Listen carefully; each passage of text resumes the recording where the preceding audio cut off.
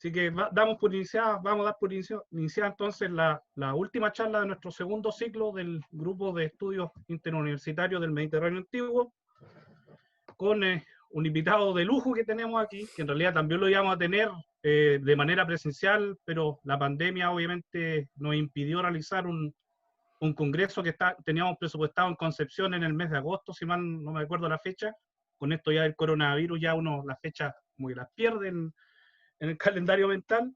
Bueno, el profesor Juan Manuel Cortés Copete es catedrático de la Universidad Pablo de Olavide en Sevilla, en España, muy conocido por varios de nosotros aquí, historiador del Imperio Romano, sobre todo en el siglo II, ha trabajado con un personaje y una fuente como Helio Arístides, ¿cierto? Es traductor, ¿cierto?, de la editorial Gredos de dos de los tomos de esa colección, justamente uno donde está el famoso discurso a Roma, uno de los discursos más utilizados por aquellos que trabajamos el siglo II, y sobre todo también un experto en las figuras de los emperadores Trajano y sobre todo Adriano. De hecho, donde produjo hace poco es parte de la producción de un documental llamado Metamorfosis, de hecho, del año 2017, que lo recomiendo, que está en YouTube, de hecho, uno de los mejores, de hecho, yo me atrevo a decir que es el mejor documental que existe sobre Adriano, digamos, no sé si me estoy excediendo, sí. me estoy excediendo, pero de verdad que es un buen documental.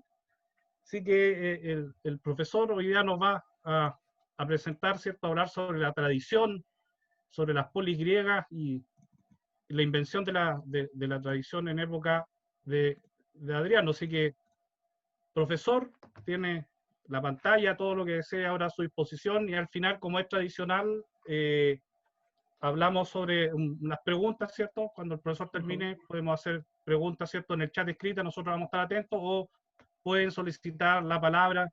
Algunos levantan las manos del Zoom, otros levantan las manos, nosotros estamos atentos ahí para poder entregar las palabras respectivas. Solicitamos igual, todos silenciamos los micrófonos para cualquier ruido ambiente no molestar ahí al profesor Cortés Copete en su exposición.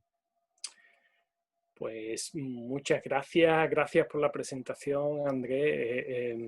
Pues tus palabras solamente se entienden como un exceso producido por la amistad, y yo quiero decir que estoy encantado, lo decía antes, encantado de participar en una actividad como esta. Para mí es un honor, además, que por algún malentendido me hayan permitido clausurar el ciclo. Esto sin duda es un error, pero lo hago con mucho gusto y con mucha responsabilidad también. Supongo que el tiempo de mi exposición estará en quizás, Andrés, quizás media hora, algo más de media hora, ¿no? Para después poder abrir, ¿vale? Yo no soy muy ducho en esta aplicación, en Zoom, porque en la universidad nuestra tenemos el Collaborate. Supongo que si le doy a compartir pantalla y hago así, lo estoy haciendo bien ahora, ¿no? Se ve la pantalla compartida, pues entonces voy a dejar de compartirla un momento. Y bueno, lo que... un segundo, por favor, presentación de diapositiva, aquí ahora. Y creo que si me oyen bien, pues puedo, creo que proceder al asunto. Cuando me propusieron participar, la cuestión fundamental que me planteaba era qué tema podía desarrollar en una sesión como esta, ¿no?, en el que uniese intereses múltiples, que son los intereses de algunos de ustedes. Y creo que algunos de ustedes tienen interés por la segunda sofística, ese nombre magnífico y de un movimiento cultural importantísimo. Tienen interés, sin duda alguna, por el mundo griego. Sé que además en Chile hay un vivero de historiadores del mundo griego, pero yo me dedico al mundo romano. Por lo tanto, ¿cómo podemos estudiar el mundo griego en el mundo romano? Pues el mundo griego en el mundo romano son las polis que viven allí, y las formas de poder antiguo y nuevo, porque al final el imperio es también una forma de, o uno de los aspectos fundamentales al que nos dedicamos todos. Por lo tanto, tenía que aunar pasado, tenía que aunar presente romano, tenía que aunar historia griega, y por eso me salió esta especie de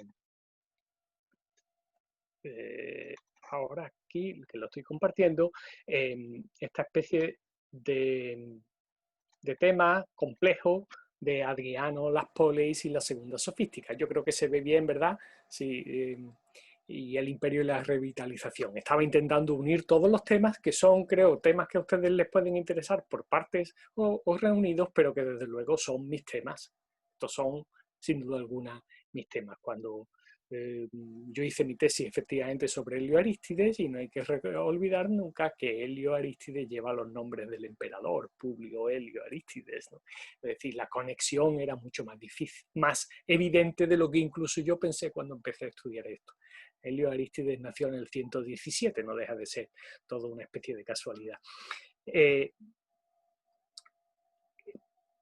Yo creo que uno de los problemas fundamentales que ha habido a la hora de acercarse al Imperio Romano es la necesidad de conjugar aquello que los autores de la escuela de los anales, me van a permitir que utilice esa pronunciación españolizada de la escuela, definieron con tanto esfuerzo, pero a la vez tan problemático ha resultado, que son los distintos tiempos.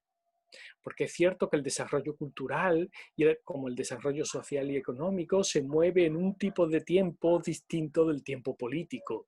Y esto también resulta obvio, ¿verdad? Pero de repente, en los periodos de la historia, en algunos momentos de la historia, se produce la alineación del tiempo político, es decir, la alineación del tiempo de los gobernantes. En el Imperio Romano, la alineación del tiempo de los emperadores con los movimientos sociales y culturales. No ocurre siempre.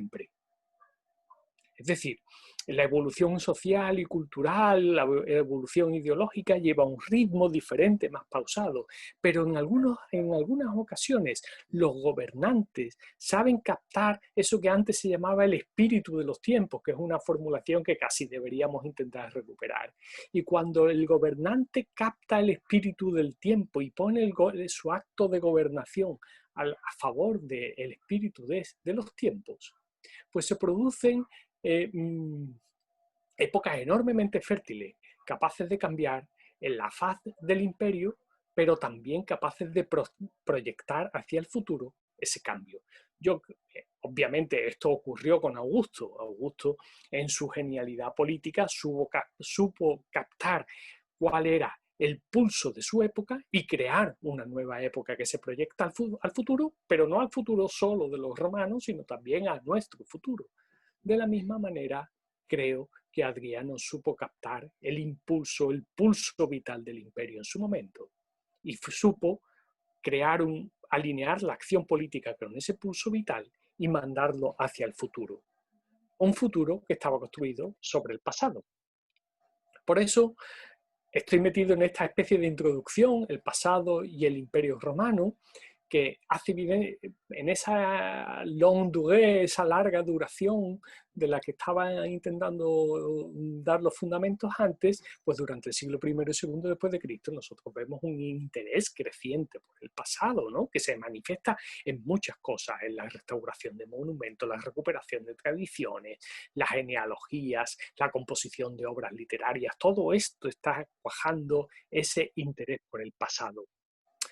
La vertiente literaria de ese interés por el pasado recibió el nombre, al final del proceso, por Filóstrato en el siglo III, le da el nombre de segunda sofística. Pero los más modernos no sabrán apenas de esto. Creo que el profesor Bancalari, como yo, lo intuimos que esto fue así.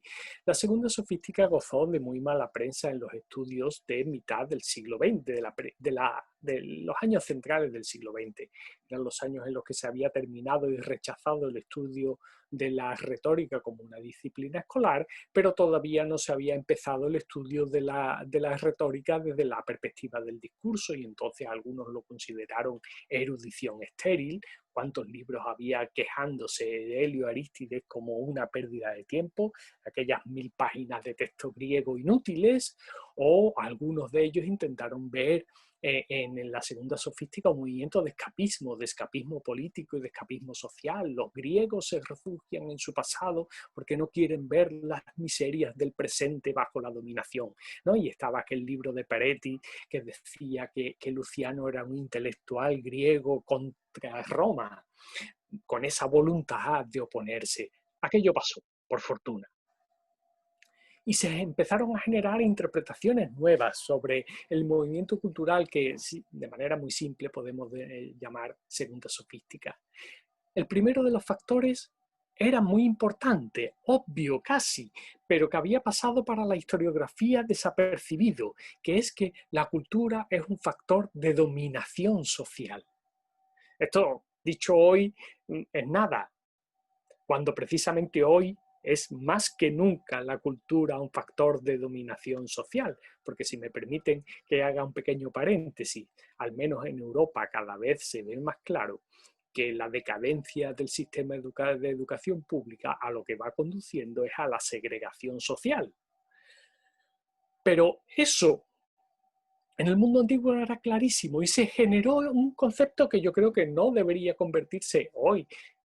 Tocar estos temas al final siempre es tocar la política contemporánea, no debería convertirse hoy en un tema, en un concepto útil para explicarnos, pero sí es útil para explicar el mundo antiguo. Es un concepto además de origen anglosajón, la alta cultura, es decir, la cultura entendida como un código de signos que nos permite identificarnos a nosotros mismos como un grupo privilegiado. Si no has leído a Homero y no eres capaz de leer a Homero, no eres de nosotros, independientemente del valor que tenga Homero, pero es una marca de distinción social. Eso sigue siendo, y así sigue siendo un factor de diferenciación que genera esa clase de los hombres educados, los pepaideumενoi, esos hombres que se han dedicado buena parte de su vida a estudiar unas ciencias o unos saberes aparentemente inútiles. Hoy sabemos que no eran inútiles porque eran los marcadores sociales de su posición de dominio, como por ejemplo el aticismo, recuperar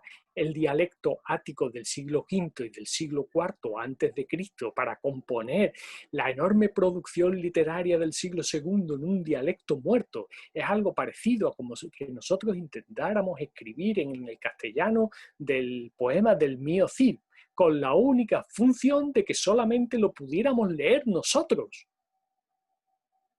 Eso era el aticismo, porque cuando hablamos y oímos hablar de las declamaciones de los sofistas ante un público, ese público eran siempre pepaideummenoi. Cuando hablaban delante de la plebe tenían que utilizar otra lengua. El mejor ejemplo de esto, como saben, es los evangelios, el Nuevo Testamento, que llegó a pensarse incluso que estaba escrito en una lengua artificial, y no era una lengua artificial, era el griego que hablaba la gente en la calle.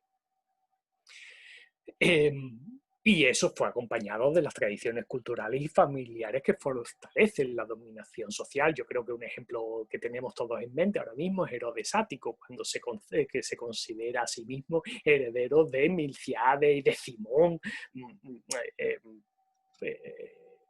En España, no sé si en Chile, a pesar de que compartimos lengua, se utiliza, pero esto es lo que se llama venir de la pata del Cid. Bueno, pues esto exactamente es lo que se estaba haciendo. La cultura era un factor de dominación social. Pero también se ha ido descubriendo que la segunda sofística tiene un valor político, el pasado como argumento de reivindicaciones para el presente. Este es un factor ya conocido, pero entendido casi como, decía Dion de Prusa, un pecado griego, ¿no? Se habla del pasado con la intención de que a nosotros nos presten atención.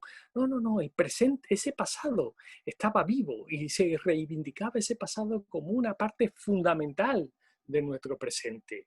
Y lleva a la lucha por la preeminencia. En fin, no es un asunto que no me voy a detener en él porque lo conocemos bien y no es además mi asunto, ¿no? La preeminencia política entre las ciudades, la ordenación de las ciudades ante el emperador, la lucha dentro de las propias ciudades, y se genera esa disputa por la posesión de las reliquias del pasado más venerables, que desde luego creo que podría, y tiene de hecho, ¿no?, le quitó el condicional, una continuidad evidente cuando la implantación del cristianismo lleva a la posesión de las reliquias de los santos. Entonces las ciudades se jerarquizan porque han sido tocadas y han sido vistas por los obispos. Pero, y esto es un procedimiento de época imperial importantísimo, que es la selección del pasado. El pasado no es algo hecho, no es algo dado, es algo que se construye. Es decir, ¿qué parte del pasado tenemos que seleccionar? Y esa parte del pasado que se selecciona es un acuerdo social resultado del conflicto, de nuevo social, y de los conflictos políticos, de los dos factores que estaban antes. Si se le presta atención al pasado helenístico, se le estará concediendo la primacía a determinadas ciudades y a determinados individuos dentro de las ciudades. Si se les concede la primacía al pasado clásico, se le estará otorgando la primacía a determinadas ciudades y a determinados individuos. Y aquí se genera una disputa donde el factor crucial es, creo, la intervención de Roma.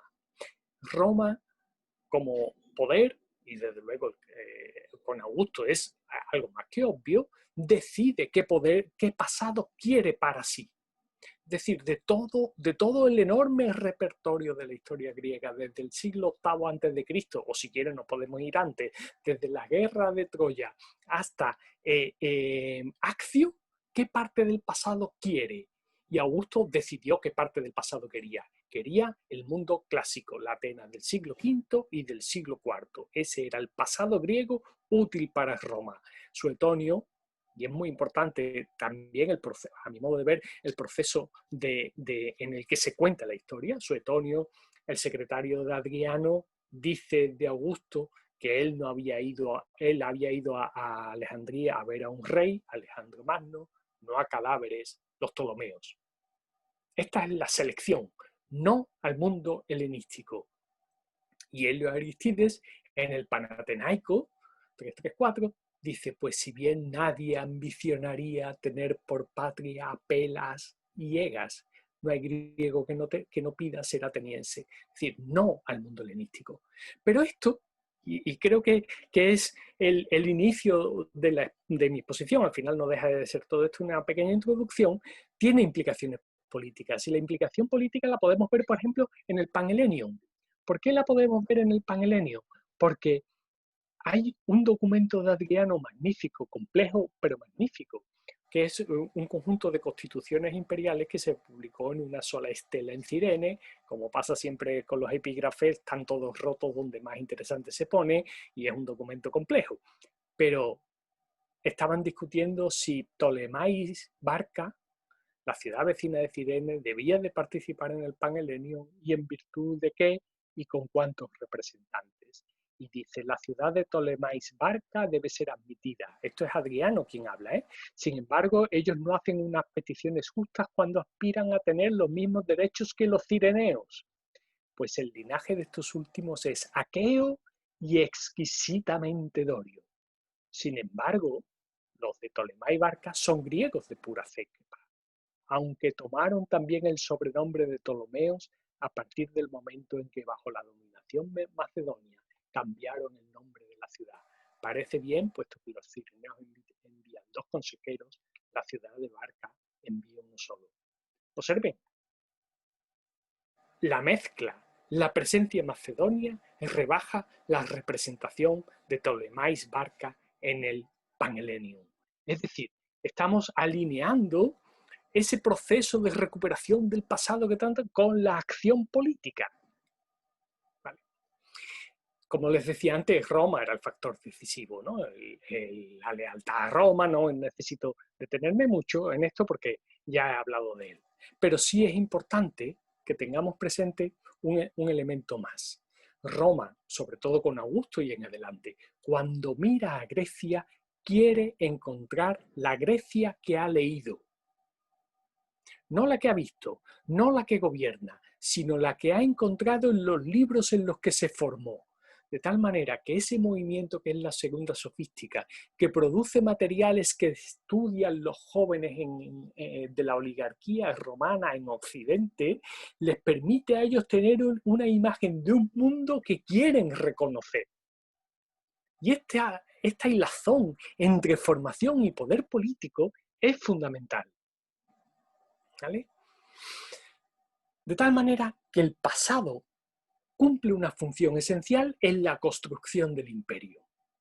además de la lucha social, además de la lucha de entre las ciudades, yo creo que hay un factor en el que debemos insistir a partir de ahora, y esta es una de las líneas de investigaciones que quiero y que intento desarrollar, que es el paisaje literario de Roma. Es decir, nosotros estamos construyendo un imperio romano literario. Hay cosas de la realidad del imperio romano que entran en las obras literarias y en el momento en el que entran en las obras literarias se preparan para difundirse por todo el imperio en el presente y para el futuro. Por lo tanto, hay autores fundamentales que deberíamos leer como creadores del paisaje literario. ¿Qué autores? Por supuesto, Estrabón. Lo que quedó fuera de la geografía de Estrabón quedó fuera del imperio. Sigue estando para nosotros en muchos sentidos fuera del imperio. Por supuesto, Pausanias crea el imperio romano también de esa manera. Crea lo que es griego para el imperio romano. Lo que Pausanias excluyó, todavía nosotros seguimos con problemas para ubicar. Desde luego, todos los sofistas y su interés por el pasado, ¿no? La selección de las declamaciones que parecen tan inútiles, están creando eso.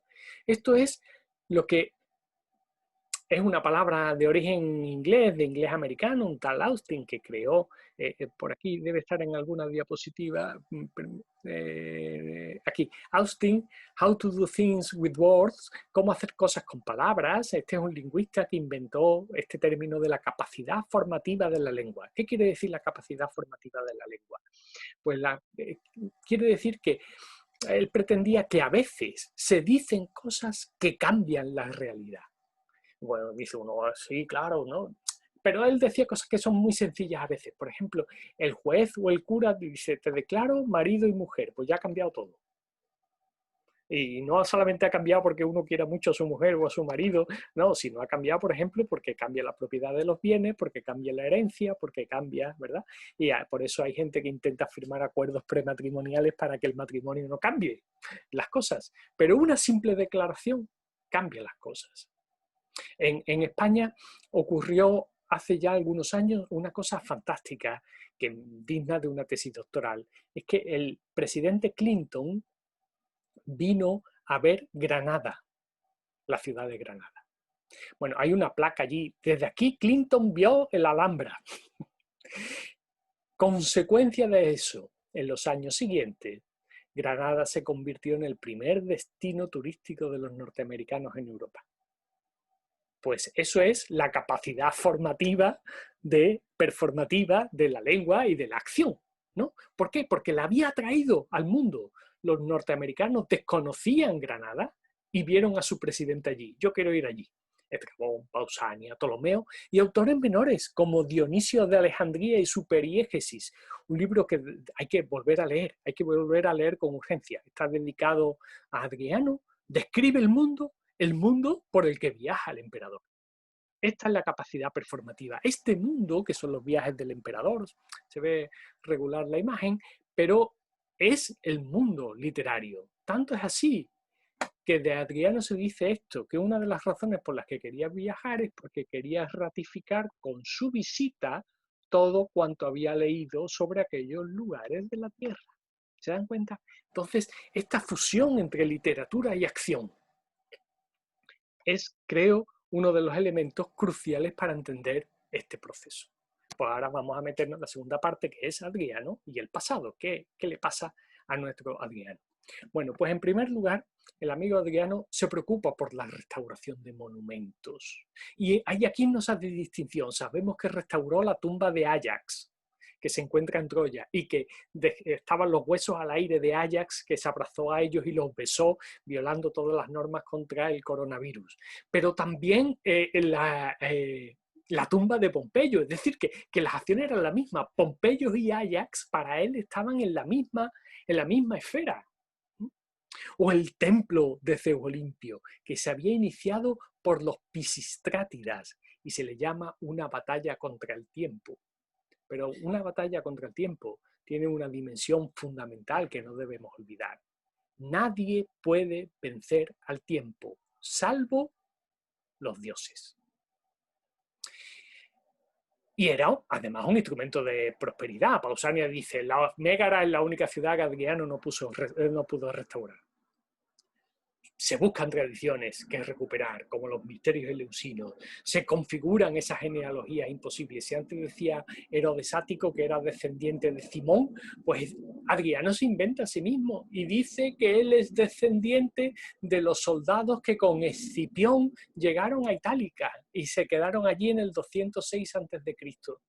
Esto lo he tratado en un artículo que me gustó mucho hacerlo y que me provocó mucho enfrentamiento con mis colegas, pero españoles, pero es una cosa muy sencilla. Nadie antes de Adriano había hablado de que Itálica fuera fundada por Escipión.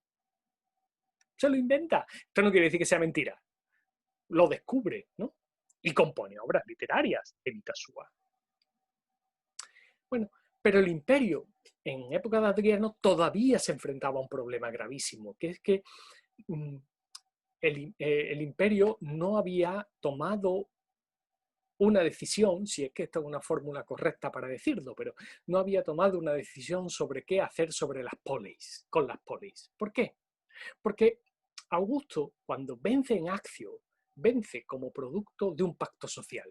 Y el pacto social es con la oligarquía romano-itálica.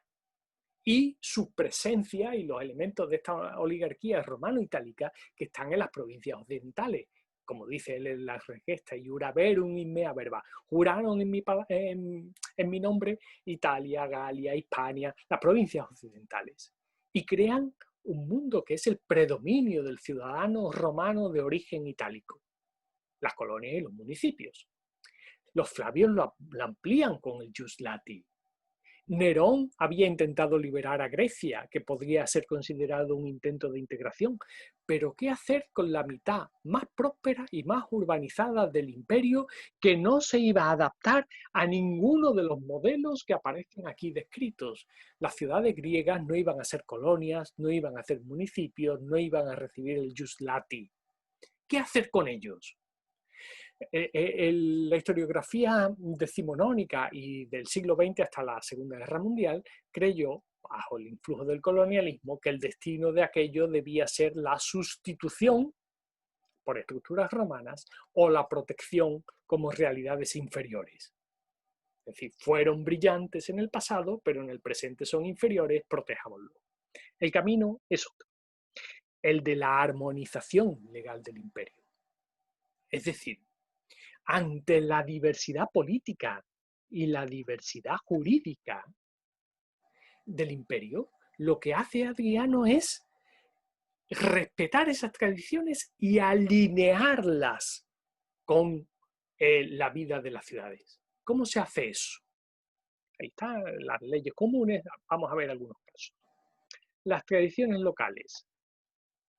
Tras haber desempeñado la máxima magistratura en Atenas y vestido él a la usanza local, dice Casiodón, organizó brillantemente las fiestas de Dionisos. Como se dan cuenta, esto es precisamente un epítome de todo lo que estaba diciendo. Y el texto griego entestheti en el atuendo epijorio, en el atuendo local. Se había vestido de ateniense.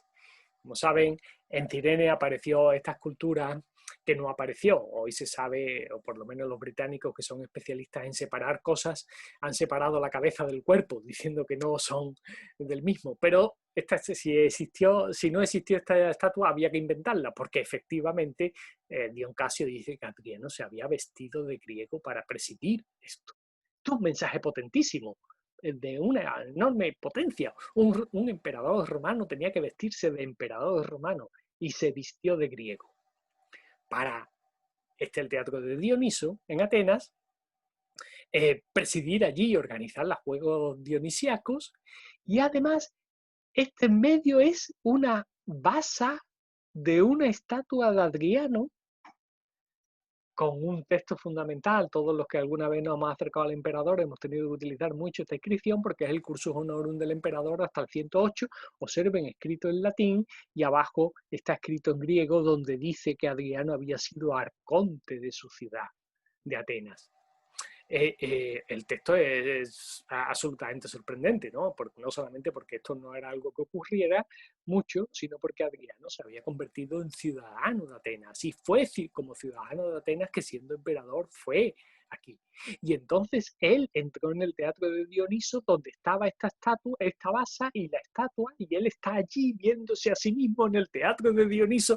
¿Se dan cuenta de cómo? Aquí pueden ver el texto con un poco más de detalle. Pero el respeto por las leyes locales no es un problema solo de las ciudades griegas, es un problema también de los municipios. Hay un texto magnífico de Aulo Gelio que ha sido leído de manera muy simple, que yo creo que hay que leerlo de manera un poquito más compleja. El emperador no estaba de acuerdo con convertir Itálica en municipio, porque los municipios antiguos, como en este caso, podían hacer uso de sus leyes y sus costumbres. Cum suis moribus legibusque uti possent. Pueden hacer uso de sus leyes y sus costumbres y no del derecho colonial, que era simplemente el derecho romano. Es decir, el imperio admitía como un bien positivo la diversidad jurídica. ¿Esto qué quiere decir? Pues esto quiere decir, por ejemplo, que el modo de compraventa de las propiedades podía hacerse al modo de Itálica, no necesariamente al modo de Roma, que el modo de casarse podía hacerse al modo de Roma, que el modo de heredar de Itálica, que el modo de heredar podía ser lo mismo, que las disputas sobre el agua y el uso comunal del agua podían hacerse así, que no sabemos exactamente a qué leyes se están refiriendo, pero desde luego las leyes del derecho civil, del derecho mercantil, estaban imbuidas de esta diversidad que se considera un bien a proteger. Teniendo esto en cuenta, nos encontramos uno de los textos más importantes del reinado de Adriano, que es una carta a Delfos, donde se le dicen muchas cosas. El texto supera hoy lo que yo pueda decir hoy y lo que pueda decir posiblemente nunca. Pero entre las cosas que les dice al emperador, a los delfios, les dice: he ordenado a Claudio Timócrates, un legado suyo, que una vez que hayas reunido todos los decretos de la anfictionía, que o bien entran en contradicción entre sí, o bien se oponen a las leyes comunes, nomois toiskoinois, me las envíe para que pueda realizarse una investigación sobre ello. No se quieren anular las leyes de la anfictionía, no se quieren sustituir, lo que se quieren es alinear con las leyes comunes. ¿Qué son las leyes comunes? Pues son las leyes del imperio. Y de esa manera también el emperador, fíjense, César, Augusto, fundaron colonias y municipios. Los Flavios concedieron el Ius Lati a Hispania y promulgaron las leyes municipales de todos los municipios. Pero Adriano no hace eso con las polis. Adriano baja a la polis, se mete dentro de la polis, se hace nomocetes de la polis. Y una vez que está dentro de la polis, reforma el orden constitucional de la polis. No como emperador que impone una ley, sino como el nomocetes de la ciudad, como el legislador de la ciudad. Dracón, Solón y Adriano, nomocetes de la ciudad. ¿Vale? Vamos a verlo con un poco más de detalle. Lo que dice Jerónimo en su crónica, que está tomada de Eusebio: Adrianus ateniensibus leges petentibus, pidiendo a los atenienses leyes, Adriano se las dio tomándolas desde los restos de Dracón y Solón, reliquorumque libris. Observen que se ha rescatado el pasado para traerlo a la vida nueva de la que Adriano se siente profundamente continuador.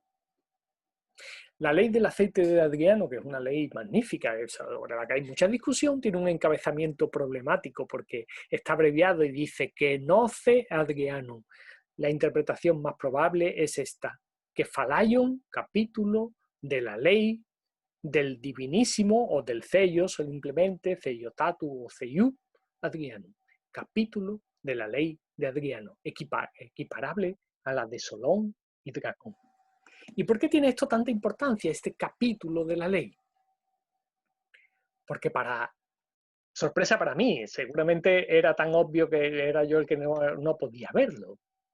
La ley del aceite de Adriano, que es una ley de la parte de la Constitución de Atenas de Adriano, no es una ley del imperio, no es la ley Flavia municipal, es el texto constitucional de Adriano, de Atenas, incorpora a las instituciones romanas.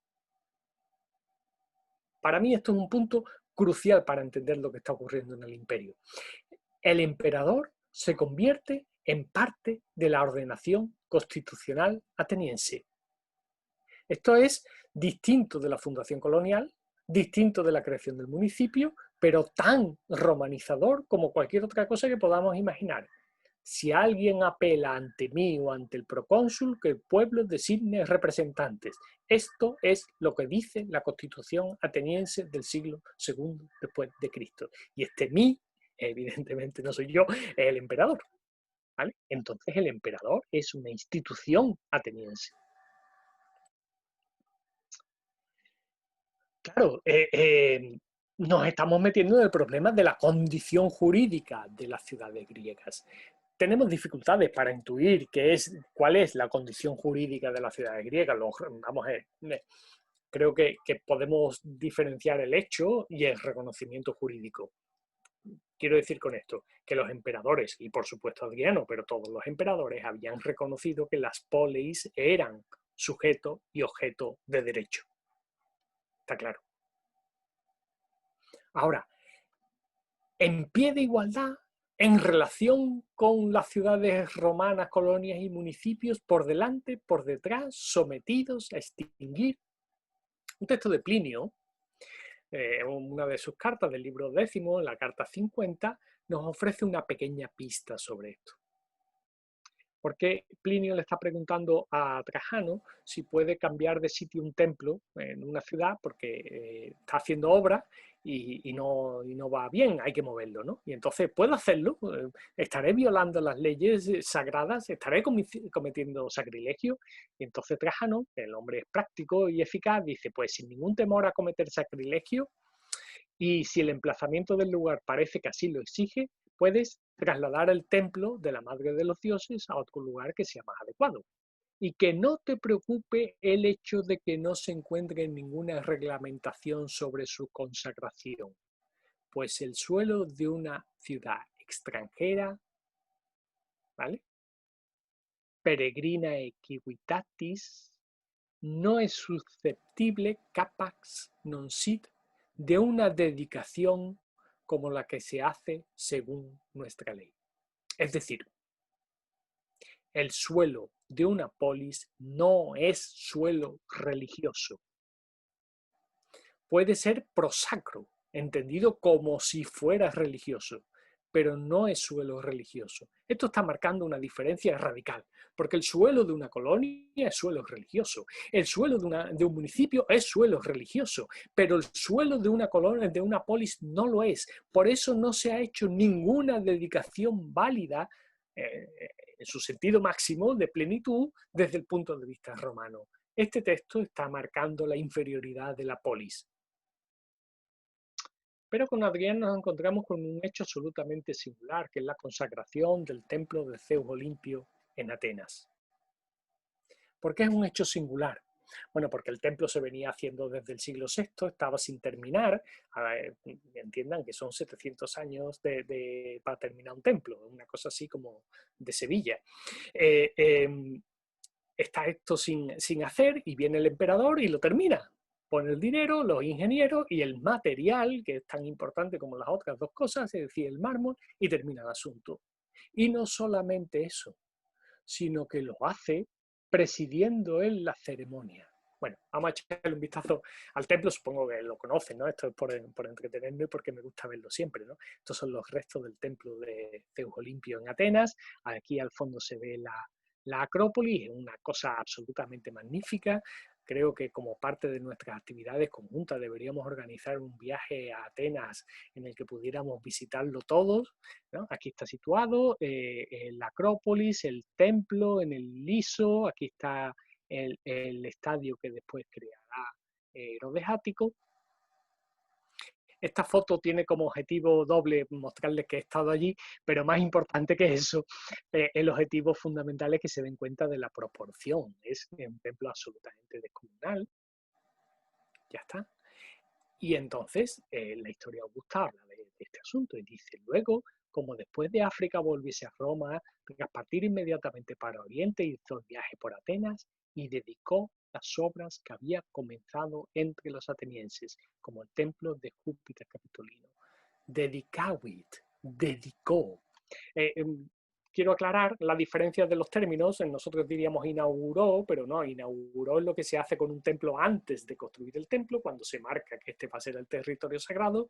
Cuando se ha terminado la obra, el templo se dedica como ofrenda al titular del dios. Entonces, Adriano no pudo inaugurar el templo, pero estaba reconociendo que el templo había sido inaugurado o equivalente a la inauguración, es decir, que era suelo sagrado.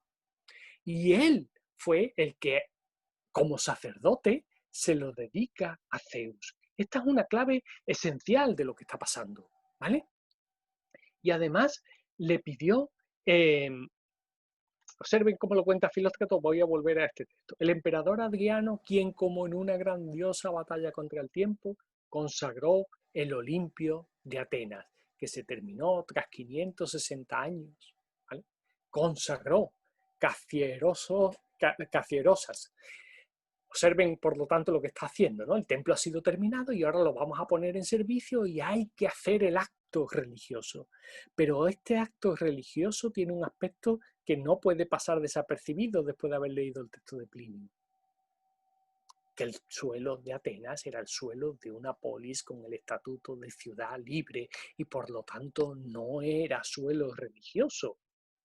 Pero el emperador romano, que es el pontífice máximo, lo está haciendo. Lo está haciendo, está dedicando el templo.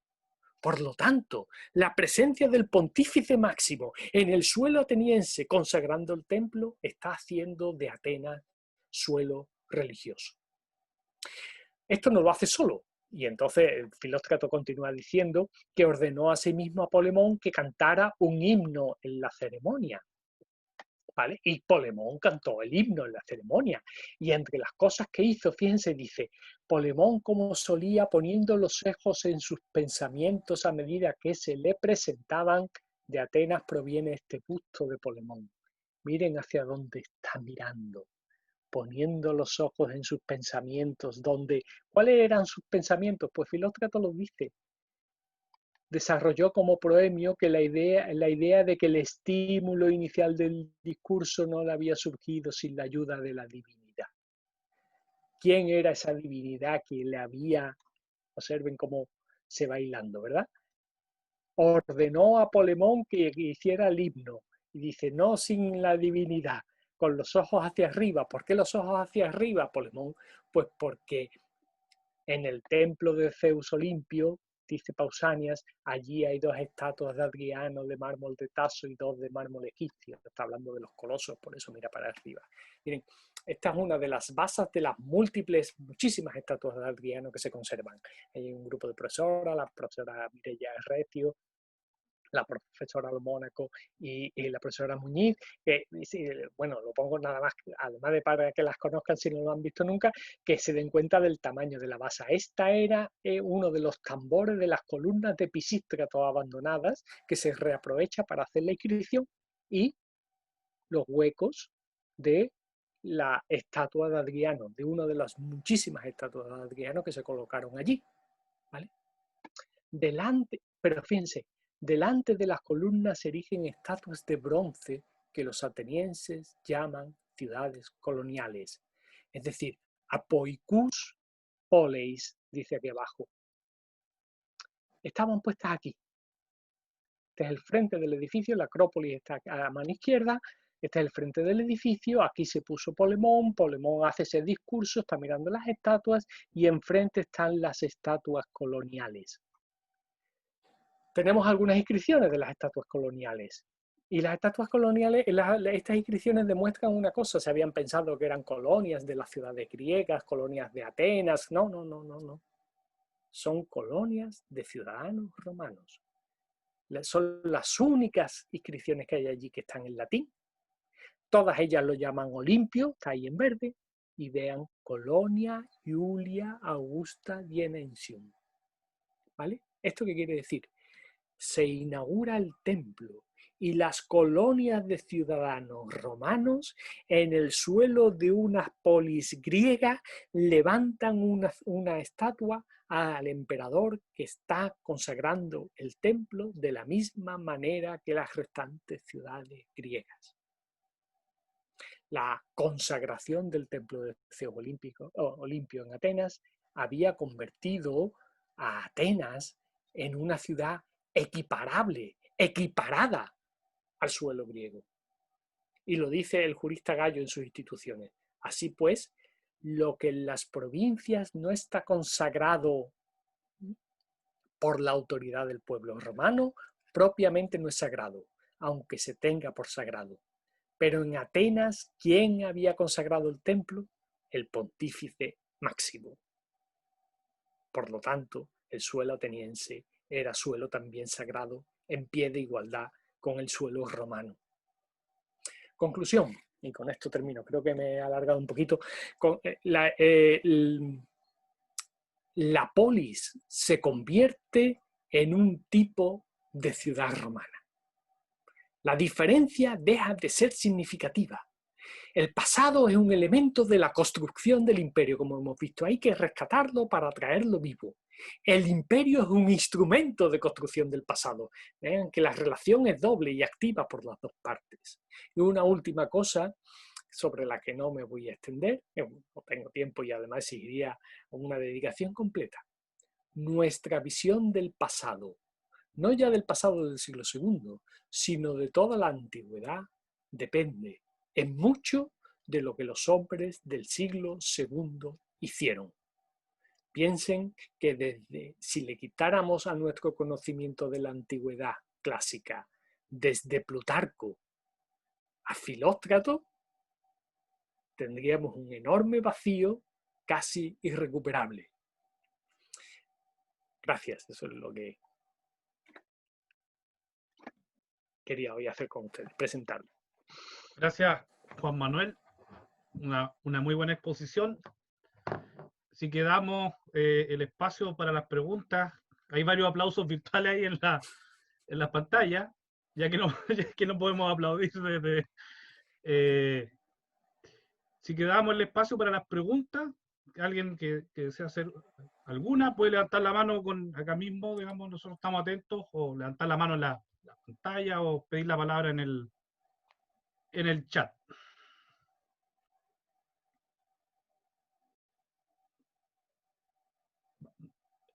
Ignacio, no sé si levantó la palabra para pedir aplauso o para hacer una pregunta.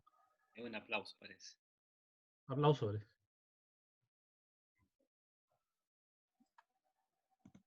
Debo haber sido muy contundente porque he dejado todo manifiestamente claro. Leslie levantó la mano recién, ¿no? Ah.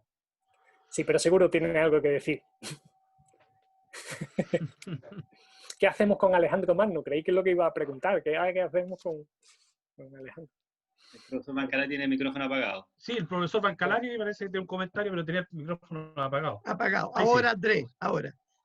Bueno, para abrir un poco la discusión y conversar, más que discusión, bueno, en primer lugar, José Manuel, agradecerte. Fue una presentación muy interesante, muy didáctica, muy clara también, muy ordenada, muy coherente, así que en realidad es poco lo que puedo yo comentar, sino solamente agradecer la exposición y que obviamente los demás colegas y estudiantes pueden hacer algún comentario. Me ha parecido muy claro lo que has presentado.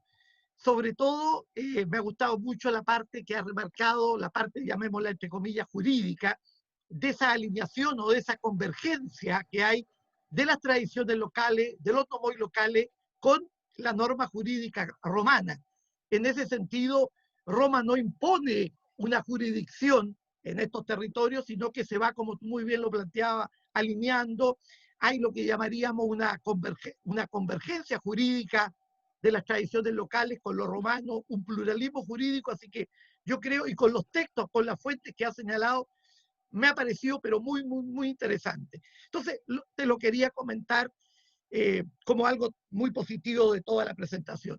Y una pregunta que yo de alguna manera tengo la respuesta, pero me gustaría que tú, después de tanto conocimiento, como tú has explicado muy bien, Grecia en Roma, Roma en Grecia, ¿por qué razón crees tú? Porque hay varias interpretaciones y hay varias, uno puede decir opiniones, divergencias, polémicas, pero ¿por qué razón tú crees que Roma no tuvo ningún emperador griego, propiamente tal, griego? Hubo españoles, hispanos, africanos, galos, ilirios, de todas Sirios, partes, sirios, árabes. de todos lados, pero ¿por qué razón? Y esto lo ha trabajado, bueno, muchos historiadores, pero fundamentalmente, ¿cuál es la opinión tuya de por qué razón Roma a lo largo de sus 500 años de época imperial no tuvo ningún griego como emperador? Pero antes que nada, felicitaciones por la exposición, fue muy grata y un gusto escucharte nuevamente. Gracias, Alejandro. Viniendo de ti, los elogios son además dobles, así que me quedo contento. Es cierto que y eso tú lo has escrito y lo has hecho mejor que yo, sin duda alguna, la diversidad como un formante de la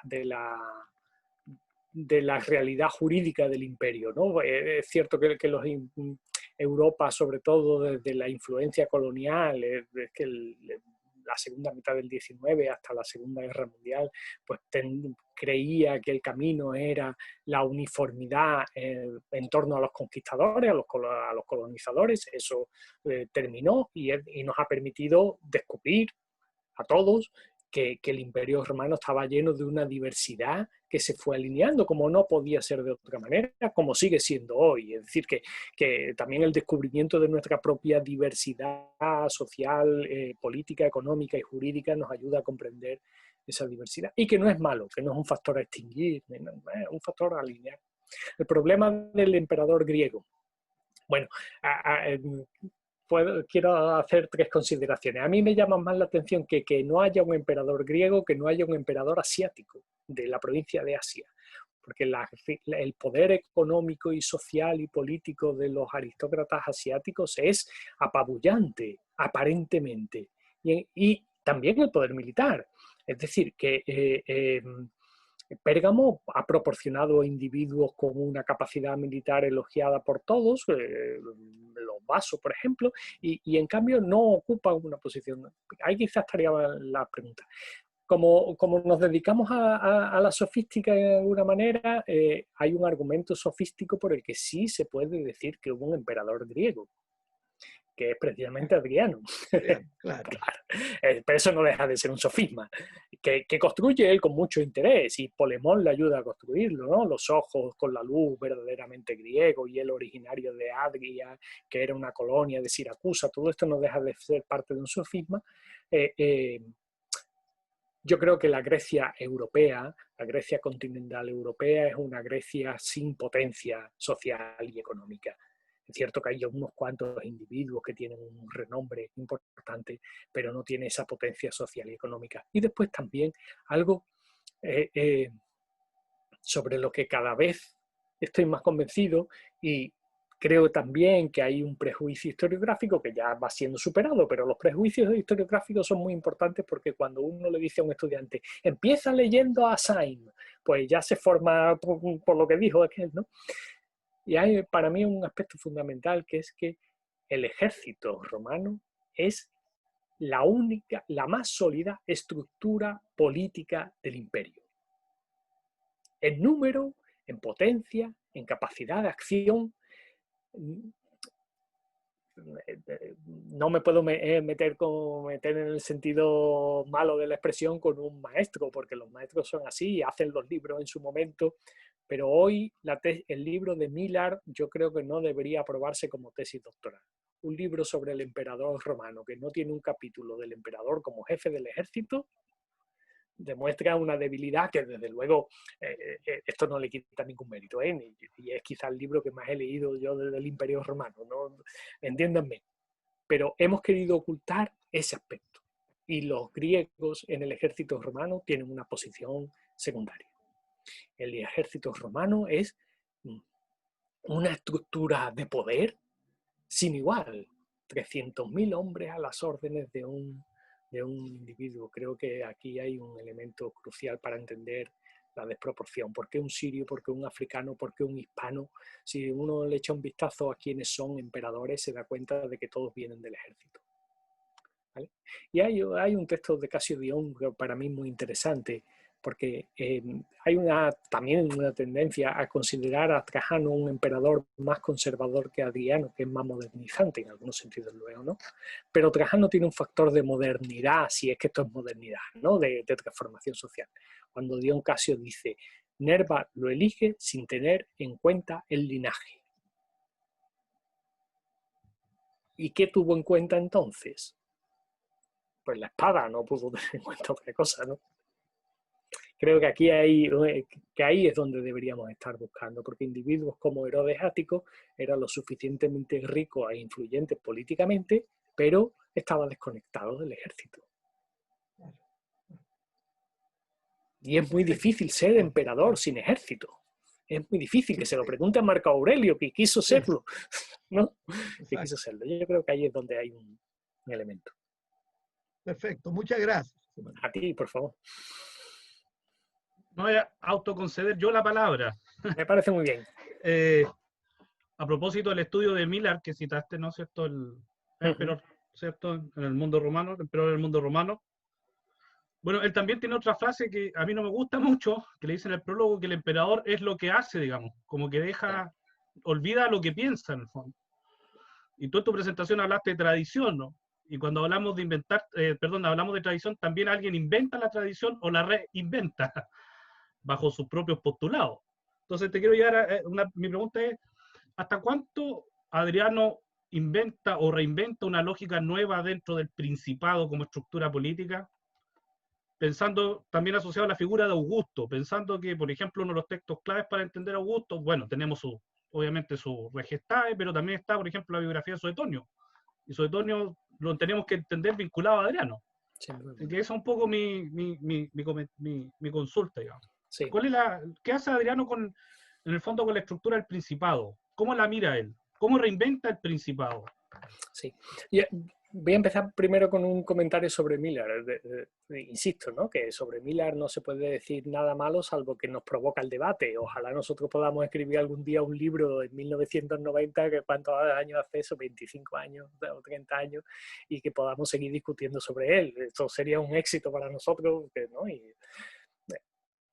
Pero en Miller cuando él dice el emperador es lo que hace, el fondo de lo que está diciendo es, o estás poniendo su manera de concebir la política, y es la manera de concebir la política que estaba muriendo también en la propia Gran Bretaña de los liberales.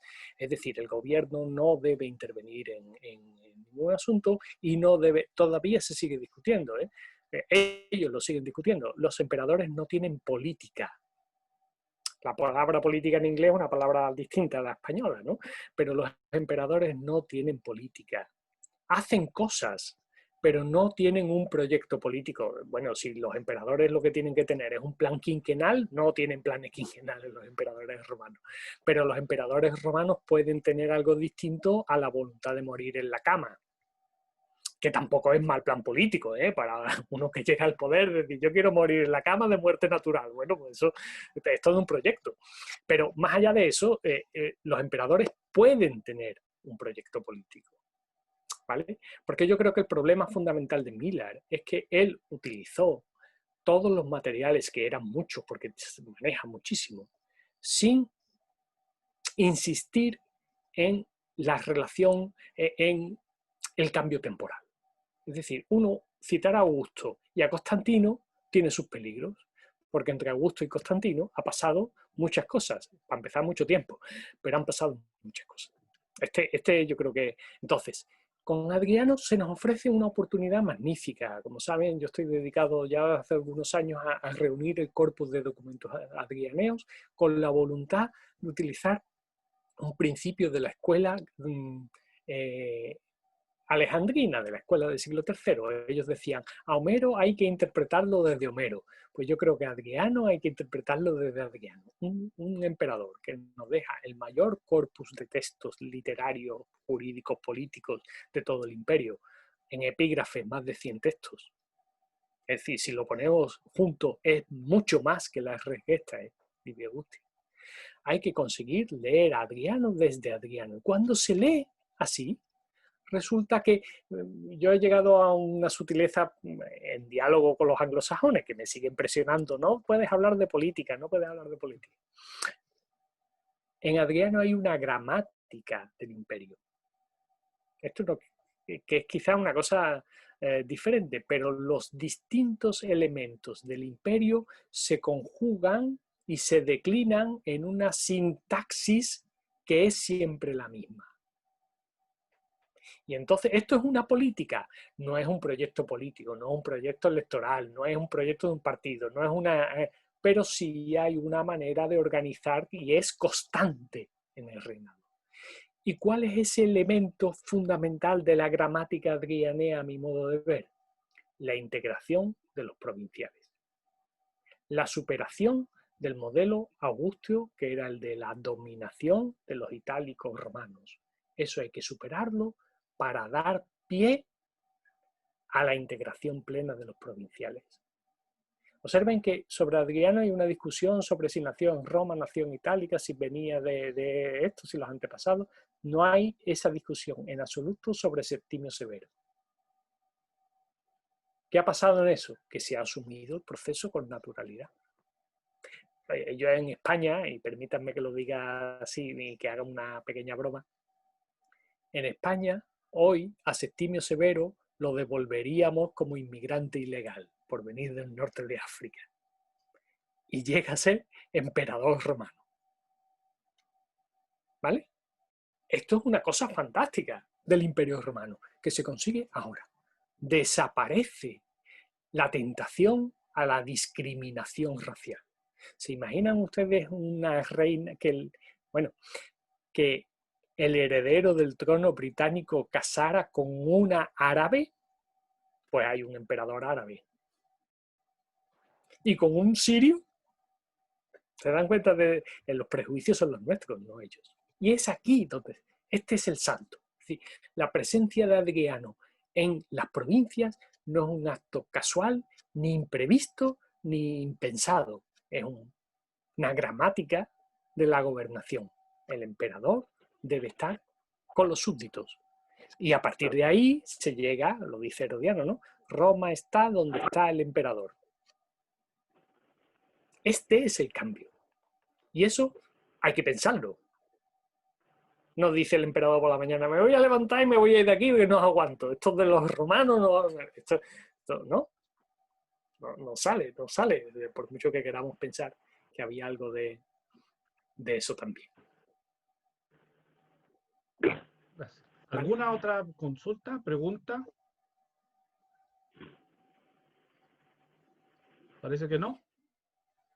Bueno, pues por mi parte... pero sí, perdón. Perdón, Leslie. Ya que... perdón. Le voy a dar el gusto al profesor Cortés Copete una pregunta sobre Alejandro Magno, no es broma. Sí, Juan Manuel, yo, bueno, te agradezco mucho la exposición. Hay algo clave que a mí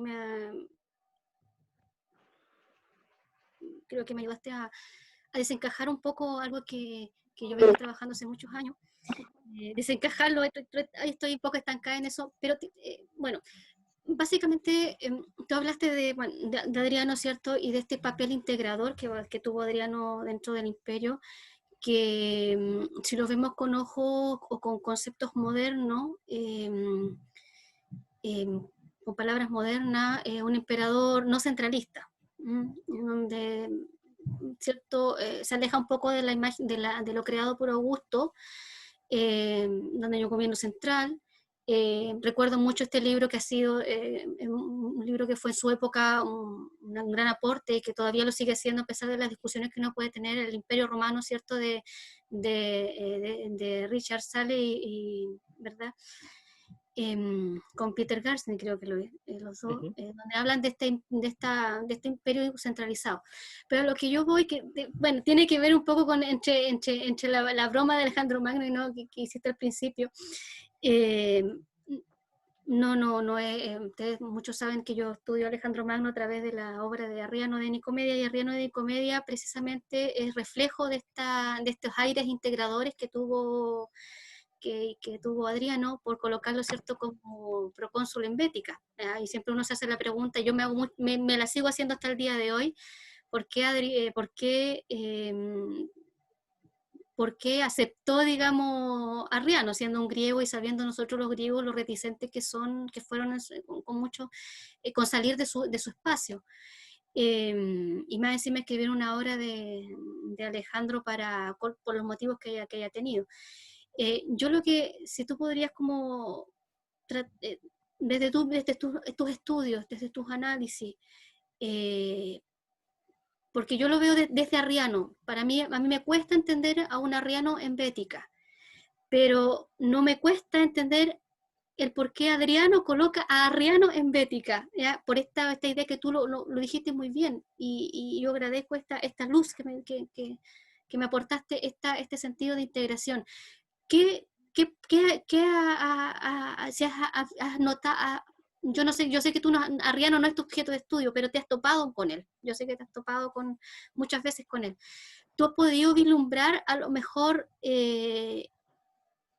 alguna reticencia por parte de los griegos en salir de su zona helénica y llegar a una zona al otro lado del imperio que Occidente? Te lo pregunto porque por la epigrafía, hay muy poco epigrama griego en Bética, no llama mucho la atención. Mejor tú dices, obviamente, los estudiosos dicen, no, pero es que es la parte latina, pero es que no es tan así, porque lo que quería Adriano era precisamente terminar con esa división Oriente-Occidente, sino que crear un imperio, ¿cierto?, integrado, que los griegos anduvieran en Occidente, que los de Occidente estuviesen en Oriente. Entonces yo no sé si tú te has encontrado con esa dificultad con los griegos, digamos, en Bética, tomando como ejemplo el caso de Arriano. No sé, o simplemente no es tema de interés en los estudios, en los historiadores. A lo mejor mi pregunta suena muy, a lo mejor, básica, pero no es tan básica. Para mí no es tan simple, porque nos metemos un poco con el tema de las idiosincrasias acá. Los griegos, por lo que yo percibo en el mismo Arriano, en la Nábasi, que el mismo Arriano sigue sosteniendo estos ideales griegos, y toma la imagen de Alejandro, ¿cierto?, para fortalecer la cultura griega dentro de un espacio romano, independiente de que Arriano es parte de ese espacio romano, e incluso debió haber estado muy agradecido del emperador, porque Arriano fue un alto dignatario del imperio. Entonces, no sé si tú me podrías un poco ayudar a encaminar tal vez a responder algo, esta inquietud que yo tengo, que la tengo hace bastante tiempo. Cuando decía lo de Alejandro, me voy a corregir y voy a empezar como los políticos. Me alegra mucho que me hagas esta pregunta. No podías haberme hecho una pregunta mejor. Me gusta mucho esa pregunta, independientemente de las cuestiones que me han planteado antes, que como ven son también objeto de mi interés. Pero este me interesa mucho y he estudiado el asunto con algún detalle. Y debo empezar poniendo un pero grande, que todavía no está resuelto, aunque el pero no tiene fundamento o mucho fundamento. En los años 90, no recuerdo exactamente el año, un arqueólogo que ahora es catedrático de la Universidad de Sevilla publicó un artículo en el que decía que la inscripción de Arriano de Nicomedia no era una inscripción del siglo II después de Cristo, que tenía que ser una inscripción de finales del siglo III, siglo IV después de Cristo, por la similitud con otro pedestal que había en Córdoba. Los dos son de Córdoba. Este asunto se ha resuelto muy mal. Se ha resuelto muy mal porque, vamos a ver, un poema de caza dedicado a Artemis, firmado por Arriano, procónsul en griego, pensar que puede haber otro Arriano que pueda haber sido procónsul de la Bética, que le gustara la caza, que escribiera poemas y que dejara un monumento en el siglo IV, Maripá García Bellido hizo un cuerpo de inscripciones griegas de España y le dio muchas vueltas al asunto y concluyó que no era arriano de Nicomedia, que tenía que ser un arriano del siglo IV. Bueno, esto no deja de ser una cosa muy exótica, ¿no? ¿Cuántos arrianos que les gusten la caza que puedan ser gobernadores hay si no sabemos de ninguno? Yo creo sinceramente que el texto es un texto de Arriano de Nicomedia, que Arriano de Nicomedia fue gobernador de la Bética y lo fue siendo después de haber desempeñado la pretura, y Adriano lo manda aquí para ser procónsul de la Bética con rango pretorio en un momento crucial. Y este momento crucial creo que empieza a responder a tu pregunta. Y el momento crucial es cuando se le concede a Itálica el derecho y la obligación de construir el primer templo de culto imperial de máximo rango de la provincia bética. Y cuando uno ve la Itálica de Adriano se da cuenta de que eso está lleno de Grecia, porque lo que se le ha otorgado a Itálica es algo bastante parecido a una neocoría griega. Y eso lo hace un gobernador de corte helenístico, griego. Y esa es la razón por la que Arriano de Nicomedia recibe el encargo de gobernar la provincia de la que el emperador es originario, que no es cualquier provincia senatorial de Occidente, es la suya. Y en ese momento vemos la transformación radical de Itálica y la construcción del gran templo de culto imperial que se llamó Traianeum, pero que es un nombre erróneo a todas luces, y que es un templo de culto imperial dedicado al emperador vivo. Y esa es la razón. A lo que hay que añadir otra cosa importantísima y que suele pasar desapercibido porque uno no puede tenerlo todo en la cabeza. Cádiz, de donde proviene la madre del emperador, es un potentísimo foco de helenismo. Y en torno a Cádiz se presta culto también a Alejandro Magno, porque el santuario de Hércules de Cádiz es un santuario que con Adriano, por primera vez en la historia, se acuñan monedas áureos en los que se lee Hércules Gaditano. Adriano está convirtiendo el santuario de la ciudad de su madre en un santuario romano en el sentido, pero es muy curioso. Esas monedas son espectaculares porque son monedas en las que se ve un templo fenicio, son áureos acuñados en Roma y dice Hércules Gaditano. Todo lo posible para integrar lo tenemos ahí. Y eso es lo que se está haciendo. Y hay en el digesto la noticia de que Adriano, como al templo de Éfeso, al de Cádiz le otorgó el derecho a recibir legaciones testamentarias. Y uno, cuidado, paremos aquí un momentito. Esto está encajando en este proceso precisamente de integración. ¿Vale? Ahí yo creo que es donde está la clave. Si empezamos a rebuscar y de repente, ¿qué aparece en Itálica? Pues aparece el testimonio fragmentario, porque es media inscripción nada más, con uno de los trabajos de Hércules, que se había hecho en Itálica, un monumento que contenía poemas griegos con los 12 trabajos de Hércules. En el siglo IV eso se rehace y en vez de poemas se dibujan, son relieve. Claro, ya se ha perdido el griego en Occidente. Entonces hay que hacer dibujitos para que la gente conozca el monumento con los trabajos de Hércules. ¿Se dan cuenta?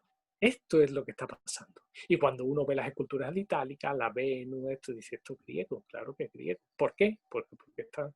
Y el legado imperial es herculano, de la familia de los Euricleas de Esparta, de aquel que apoyó a Augusto, el único espartano que apoyó a Augusto y que después son amigos de Adriano y son parientes de Balbila, que es la amiga de Adriano. ¿Se dan cuenta? Son todo un clan, unidos también por la cultura. ¿Y Helio Arístide de dónde quiere venir? A Cádiz. Y no puede venir porque se pone malo, pero quiere venir a Cádiz. Yo también quiero ir a Cádiz, que se come un pescado frito magnífico. Y además Cádiz tenía una cosa maravillosa, y lo sigue teniendo, que son las mareas. Para alguien del Mediterráneo, ver las mareas, el Mediterráneo no se mueve. Claro, y el Atlántico le pasa como al Pacífico, se va y viene. Y entonces la gente iba a ver las crecidas del Nilo y las mareas de Cádiz. En los dos sitios se come langosta, en unos saltan y en otros son de mar. ¿Vale? Entonces yo creo que ahí hay un campo magnífico de estudiar ese proceso de integración. Sí, sí, yo creo lo mismo. Gracias, Juan Manuel. Muchas gracias. Bueno, pero es que, perdona, en Cádiz hay dos cosas también estupendas, dos cosas que tienen que ver con Adriano. Hay una estatua como la que llaman de Trajano en Itálica, ese desnudo con el manto por detrás. Hay una que se encontró en el mar y está bastante deteriorada, pero está así. Y hay una estatua de bronce, una toracata en bronce, que estaba puesta en un promontorio en medio del mar, marcando el océano. Y cualquiera que lea el periplo del Mar Negro de Arriano empieza diciéndole: me tienes que mandar una estatua tuya nueva porque la de aquí está muy mal hecha, no se parece a ti nada, y que está señalando al mar. Porque las estatuas de Adriano son los mojones limitaneos del imperio. Sí, yo creo lo mismo. Claro. Sí, no, sí tienes todo, sí, porque por la pregunta, ¿por qué me da muchas vueltas? Me da mucha vuelta esta conexión con los huesos, te dije, a lo mejor puede sonar muy básica la pregunta, pero no es tan... No, pero no es básica, esto es una cuestión crucial, es decir, ¿qué hace un griego gobernando Occidente? Pues porque es romano. Claro, claro. Es una pregunta nuestra, no es una pregunta de ellos. Esto yo creo que también hay que ser muy consciente de este punto. Es una pregunta nuestra. Sí. El bético cuando llega a Arriano, ¿quién es Arriano de Nicomedia? El gobernador. El gobernador. Pretor de Roma, sabe latín perfectamente, futuro cónsul, amigo del emperador, pues te viene a comer a casa, ¿no? Porque esto es lo que hay que hacer con este individuo. No existe ese prejuicio. Perdonadme, pero por ejemplo, una de las ciudades donde más se sabía del mundo judío era Itálica. Y nunca hemos pensado en esto, que es una tontería de idea, ahora cuando os explique por qué. ¿Por qué? Porque el padre de Trajano luchó en la guerra judía. ¿Qué pasa? No tenía libertos y no tenía amigos de Itálica que volvieron y empezaron a contar allí, pues los judíos no vea cómo son, pues vaya tela lo que es, claro. ¿Verdad? Y eso genera un sentido de integración. O no se cuentan las batallitas y los milagros y el emperador y el general no iba con su cohorte. Pues en Itálica conocían a los judíos de arriba abajo. Por estos pequeños hechos que son la integración. Y no hay que olvidar, será mentira porque él tiene mucho de mito, pero un sirio está enterrado en Santiago de Compostela. ¿No? Santiago, Jacobo, el apóstol, bueno, no es verdad, ¿no? Pero es una idea absolutamente asumible. Esto es el Imperio Romano. Uf, fantástico. Ahora lo podemos hacer gracias a los aviones, pero antes sin avión. Parece que no sé si hay más preguntas, parece que no. Paulo, ¿no? No. Sí, Raquel Subaje quiere preguntar. Ah, ya. Más que pregunta. Sí, el micrófono se fue el micrófono, Raquel. Préndela, por favor. Ahí creí, lo puse y después lo saqué sin querer. Bueno, felicitarte, Juan Manuel, me parece muy interesante lo tuyo. Lo mío es más antigüedad tardía, no siglo segundo, pero me quedé un poco pensando en lo de Alejandro y el tema del emperador griego, ¿no? Y en el libro de Paul Venn sobre el imperio greco-romano. Pero en realidad, salvo Adriano, ¿qué otro emperador podríamos hablar así como realmente que trató de hacer este trabajo, ¿no es cierto? Greco, de ser el emperador adecuado a un imperio greco-romano. Es un poco la Sí, pero ya idea. estaba hecho. Es decir, aquí era más importante romper la cadena o el nudo gordiano que continuar en el camino. Es decir, lo sorprendente es que la rama siria de los severos se discute con Heliogábalo, pero porque Heliogábalo estaba loco, perdido, ¿no? Esto es un problema de psiquiatra, no era un problema de gobernación. Pero nadie discute la legitimidad de ese proceso. Nadie discute la legitimidad. Vamos a ver, de todos los emperadores que no mueren en su cama se habla mal, pero se habla mal luego. Eso es bastante fácil, ¿no? Esto pasa como con los presidentes. Por lo tanto, y a Julia Donne quien la critica, mientras que está en el poder, pues está en el poder y se tolera. No hay ningún movimiento racial contra estos asuntos, ¿no? Yo creo que después es sustituido además por un componente que no hemos querido tratar aquí, porque que es el social. Es decir, más revolucionario es Maximino el Tracio que los severos, ¿no? O que Julia Donne o que Heliogábalo, o que un individuo no nacido en la oligarquía utilice una estructura de poder gubernamental como el ejército para hacerse con el poder. Eso tiene un componente de revolución social, lo que no quiere decir que las revoluciones sociales sean positivas siempre, pero un componente de revolución social radical, ¿no? Y se echan al cuello todos de Maximino y que esto no puede volver a pasar, ¿no? Sí. Quizá pensando en esta idea de un emperador así que con una idiosincrasia, digamos, pro griega o más obnubilado por lo griego, no sé, después Juliano, ¿verdad? Es decir, por supuesto. Pero entre medio no se ubicará otro así, que y me también, lleven un poco la continuidad de esa beta, ¿no? Claro, y también una cosa que ha salido que antes Leslie que planteaba, el problema de la centralización del poder. El poder está muy centralizado, lo que no está fijo en un sitio. Y esto es algo que también deberíamos reflexionar sobre este asunto, porque tener una administración, bueno, comparada con la administración de un Estado contemporáneo, era insignificante, claro, ¿no? Un ayuntamiento hoy tiene más administración que una comuna, tiene hoy más administración que el Imperio Romano. Pero tener una administración que se mueve con el emperador, porque la administración tiene que estar con el emperador. Y por supuesto está la parte itinerante, que uno puede, la epistulis te va con él y la ayuda, pero ¿y el archivo? Que sabemos que existían los archivos y con una eficacia sorprendente. Pues una parte de esa tiene que viajar, y si no viaja tiene que circular la información con una capacidad, ¿no? Y una fluidez sorprendente. Porque Marco Aurelio, ¿cuánto tiempo estuvo en Roma gobernando? Y Septimio Severo, claro, Septimio Severo gobierna desde Alejandría. Eso era pecado mortal de emperador, ¿no? A Nerón, cuando dice, quiero ir a Alejandría, no vaya, que te va a meter en un lío. Y en cambio, Septimio Severo gobierna desde Alejandría. Parece que... Pero va con toda la administración.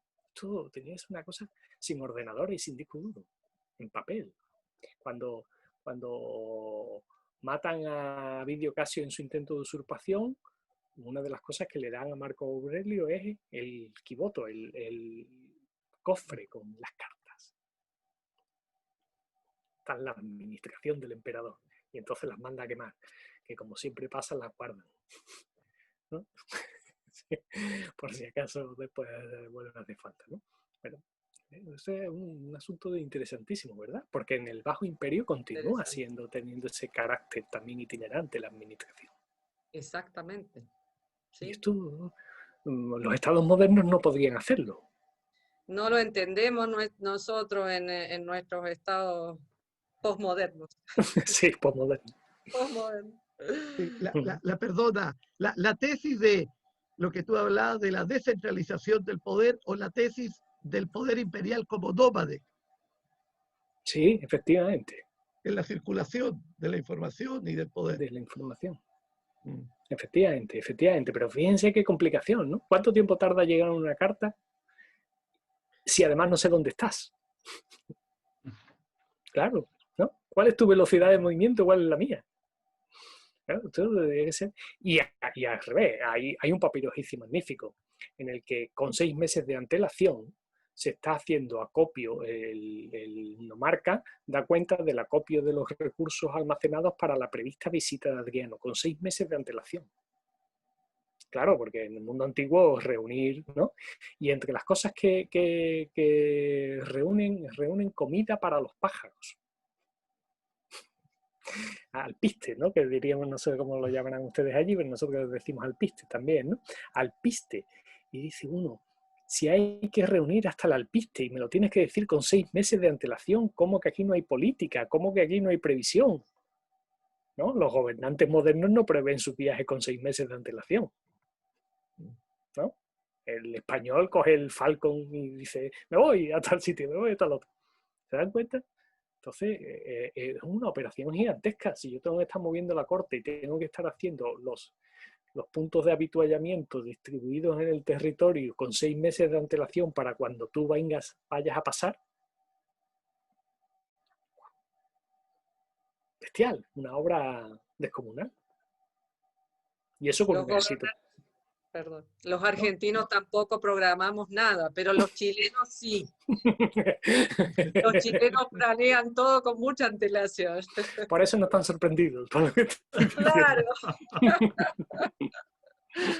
Sí. Hay una última pregunta en el chat. La voy a leer, Juan Manuel. Sería la Sí, última, claro. por el tema de la hora. Dice, Damián, pregunta, una consulta respecto al proceso de integración impulsado por Adriano, dice. ¿Necesariamente entraba en contradicción con el proyecto expansionista de Trajano o se trata de 2 proyectos de integración distintos? Buena pregunta. Yo es que creo que el proyecto de expansión de Trajano se cierra con un fracaso rotundo, que no se puede enunciar como tal fracaso, y eso elimina cualquier posibilidad. No es que fueran incompatibles desde el punto de vista de la opción política, no hay un debate integración o expansión, esto no existe, sino que la guerra pártica sale mal, está mal hecha, y se cierra de urgencia, con lo cual no hay, creo que ese es un tema que se cierra sabiendo que no debe abrirse. Y si nos damos cuenta, Marco Aurelio no estaba preparado para la guerra y tiene que asumir guerra, y hasta Septimio Severo nos volvemos a encontrarnos realmente un proyecto de expansión muy razonable. Creo que ahí es donde está la clave. No, y aparte que Trajano muere en la misma campaña prácticamente, muere en el desarrollo, o sea, y Adriano tiene que llegar al poder, tiene que tomar el poder, porque hay 4 consulares haciéndole pelea para que acceda al poder. Por tanto, su prioridad en el momento en que muere Trajano es asegurar el poder, no seguir combatiendo contra los partos que aparte le han provocado muchos problemas de cabeza. Sí. Eso lo conoces tú mejor que yo, y es un momento... El problema con las crisis del pasado es que las crisis que se resuelven bien nos parecen poco graves, ¿verdad? Pero los que las estaban viviendo todos los días dicen, bueno, esto va fatal. Sí, esto va fatal. Bueno, así que esa es la última pregunta. Agradecerte, Juan Manuel, por tu presentación clara. Yo creo que todos nos quedamos con aquello, ¿no? Con la claridad de la presentación. También con que no fue una presentación seca, sino que bastante entretenida, digamos, en el buen sentido de la palabra, por si acaso. Y agradecerte la voluntad también, que tú ya estás conectado con 4 o 5 horas de diferencia con nosotros. Así que eso también se agradece bastante y le da un broche de oro del cierre a este segundo ciclo de conferencias que hemos tenido acá. No sé si quieres algunas palabras para despedirte antes de bueno, yo quiero, como decía al principio, agradeceros que me hayáis invitado. Para vosotros es una clausura, en verdad para mí es el inicio, vamos a iniciar el curso, así que ya he tenido entrenamiento suficiente con la sesión de hoy. Me gusta estar con vosotros, me lo paso bien, os quiero agradecer vuestro interés, el que me hayáis invitado a participar. Solamente he estado una vez en Chile, pero solamente puedo decir que la llevo en el corazón, me gusta el país, me gusta encontrar allí una academia sólida, firme, bien impulsada, desde Alejandro, a Leslie, a ti mismo y a todos vosotros, y a seguir trabajando juntos, que es lo que me gustaría por encima de todo. Perdón, quería pedirles que los que desean encender las cámaras para tomar una fotografía grupal de todo lo que estamos participando y nos veamos también quiénes estamos aquí.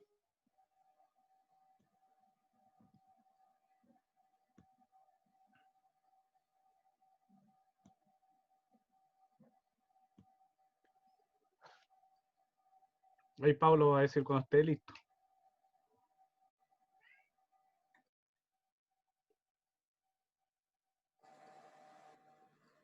Perfecto, estamos ok. Muy bien.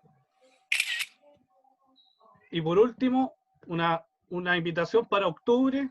Va a haber un workshop asociado a gobierno y desgobierno en Grecia y Roma. Como todo esto del tiempo pandémico estaba programado para hacerse presencial, pero obviamente por las medidas sanitarias. Bueno, y porque en Chile también entramos en el espiral eleccionario en aquella fecha, se va a hacer virtual, así que ahí está, pronto va a estar ya la presentación formal con los horarios y todo, y el link para que se puedan unir y estén atentos a las redes sociales de nuestro grupo, y vamos a estar mandando los correos a todos. Así que agradecerle la presencia, bueno, a todos los que han expuesto aquí.